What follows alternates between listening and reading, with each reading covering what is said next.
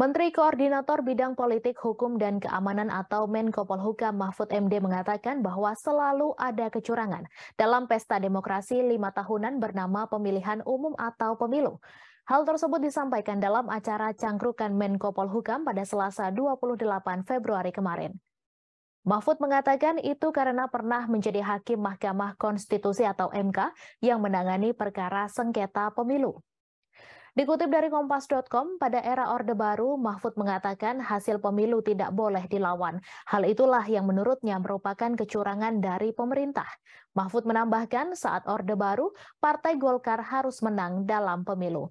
Sedangkan pada era reformasi seperti sekarang, Mahfud menilai kecurangan pemilu dilakukan oleh partai bukan pemerintah.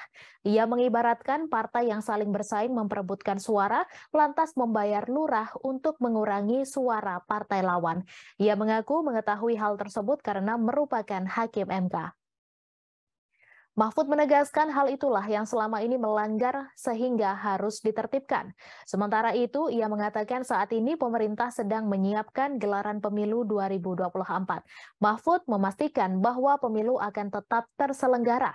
Ia juga menegaskan bahwa tidak ada penundaan pemilu atau perpanjangan jabatan Presiden Joko Widodo menjadi 3 periode. Mahfud menjelaskan sejauh ini seluruh instrumen sedang dipersiapkan untuk menggelar pelaksanaan pemilu. Mahfud pun menyatakan bahwa dirinya menjadi salah satu orang yang bertanggung jawab agar pemilu digelar pada 2024. Dalam kesempatan tersebut, Mahfud MD juga menjelaskan revolusi mental perlu dilakukan lantaran mental sebagai bangsa Indonesia telah rusak. Ia menjelaskan revolusi mental meliputi cara pandang, cara bekerja, dan cara hidup. Revolusi mental juga melingkupi 3 nilai yang dijadikan sebagai dasar, yakni integritas, etos kerja, dan gotong royong.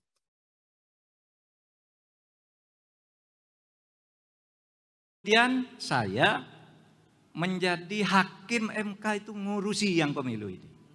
Kesimpulan saya selama pemilu di era reformasi itu selalu terjadi kecurangan.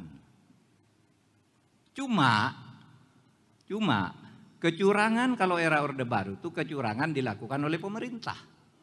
Presiden menugaskan Menteri Dalam Negeri namanya Ketua LPU menyelenggarakan pemilu, hasilnya tidak boleh dilawan.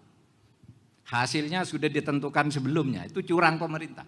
Nah yang sekarang ini saudara, curangnya antara peserta pemilu bukan pemerintah. Partai A mencurangi partai B. Di tempat lain partai B mencurangi partai C membayar lurahnya. Dan lurah itu bukan penyelenggara pemilu, tapi TPS-nya kan lurah juga, orang-orangnya lurah. Diberitahu tuh suaranya lontong ditambah, suaranya Suko dikurangi, dan seterusnya. Terima kasih sudah nonton, jangan lupa like, subscribe, dan share ya.